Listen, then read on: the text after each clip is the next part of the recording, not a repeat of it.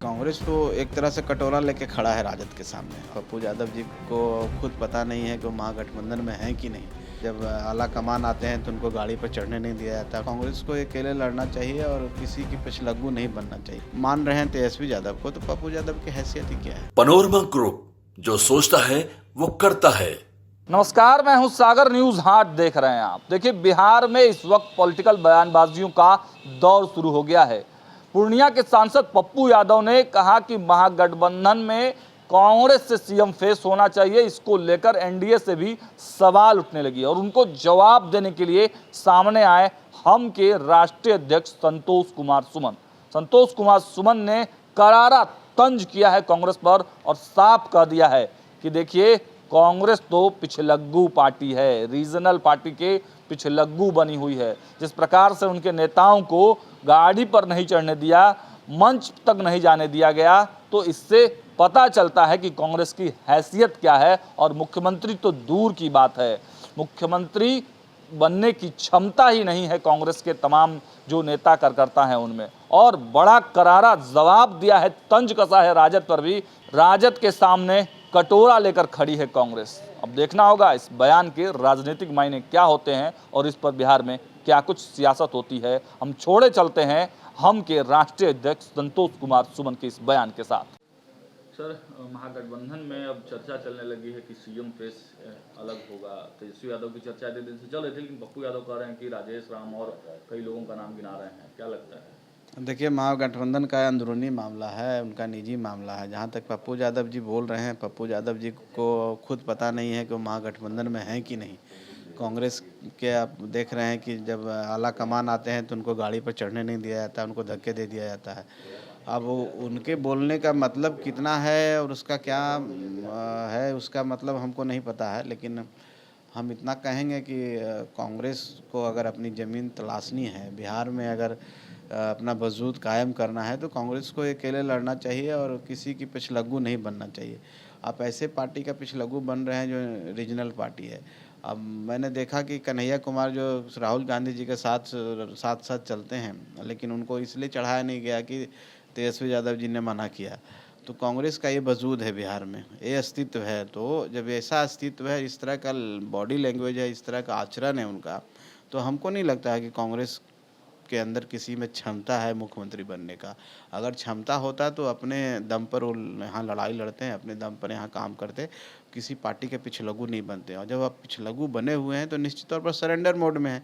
जब surrender mode में हैं तो उनके आला कमान जब राहुल गांधी मान रहे हैं तेजस्वी यादव को, तो पप्पू यादव की हैसियत ही क्या है। इतनी बड़ी पार्टी है, सब पुरानी पार्टी है, आप कह रहे हैं कि हैसियत नहीं है। निश्चित तौर पर आप देख तो रहे हैं ना कि कन्हैया कुमार राहुल जी के बहुत चहेते हैं, लेकिन गाड़ी पर इसलिए नहीं चढ़ना जाता है कि तेजस्वी जी हैं। और उनके राजद के कुछ लोग उसमें बैठे हुए हैं कि जो साधारण एक सांसद हैं वो बैठे हुए हैं, कन्हैया कुमार जी को मौका नहीं मिल रहा बैठने का।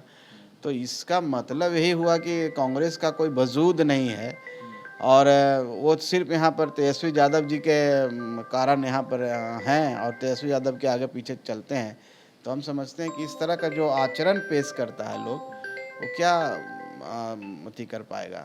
तो सीटों में भी लगता है कि ये देखने को मिलेगा, सीटें कम दी जाएंगी कांग्रेस को। देखिए, कांग्रेस तो एक तरह से कटोरा लेके खड़ा है राजद के सामने और जितना राजद उनको देगा उतना ही लेंगे, क्योंकि अपनी ताकत नहीं है, अपनी क्षमता नहीं है।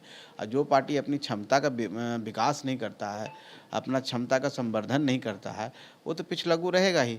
और मेरा तो नेक सलाह है कि इतनी बड़ी पार्टी है, आप अपनी कोशिश कीजिए। आप जितने दिन से कांग्रेस के पीछे राजद के पीछे दौड़ रहे हैं, अगर अब तक आप अकेले अपना वजूद तलाश करते तो निश्चित तौर पर आपको कामयाबी मिलती है और आज आप मुख्य विपक्षी पार्टी के रूप में निश्चित तौर बिहार में रहते।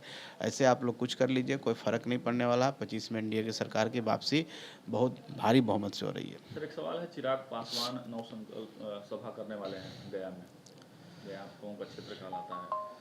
देखिए, लोकतंत्र है, कोई क्षेत्र किसी का ठप्पा नहीं लगा हुआ है और चिराग पासवान जी सब जगह काम कर रहे हैं।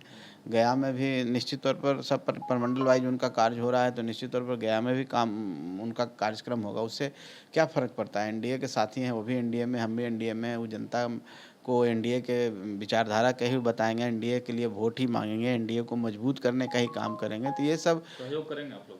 निश्चित तौर पर सहयोग एक होता है, एक्टिव सहयोग होता है। अभी उनका पार्टी का कार्यक्रम चल रहा है, इसमें हम लोग को उतना भूमिका नहीं है, लेकिन जब एनडीए के रूप में आएंगे, एनडीए के रूप में एक दूसरे के साथ हम लोग मिलेंगे, तो निश्चित तौर पर सहयोग से ही तो सरकार बनेगी और सहयोग से ही एनडीए का कार्यक्रम चल रहा है।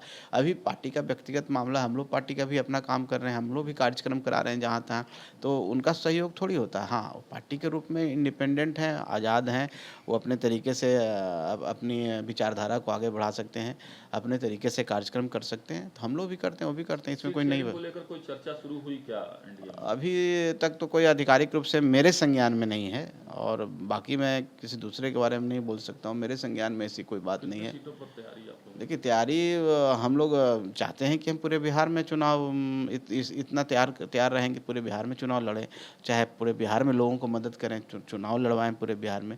लेकिन स्पेसिफिक कौन सा सीट होगा, कितनी सीट होगा जहां पर हम पार्टी के कोई कार्यकर्ता लड़ेगा, अभी इसका डिसीजन गठबंधन स्तर पर नहीं हुआ। और हम लोग अपनी तैयारी किए हैं। हम लोग ने एक समय सीमा, चाहे एक लक्ष्मण रेखा जिसको कहते हैं, सीटों की संख्या हमने तय की है। वो सीट की संख्या पर हम लोग काम कर रहे हैं अलग तरीके से, बाकी सीटों पर भी हम काम कर रहे हैं। लेकिन आधिकारिक रूप में हम इसलिए नहीं बोलेंगे कि अभी कोई इस पर बात नहीं हुई है, और एक राष्ट्रीय अध्यक्ष होने के नाते मेरे बोलने का मतलब कुछ और होता है। इसलिए गठबंधन धर्म का पालन करना है हम लोग को।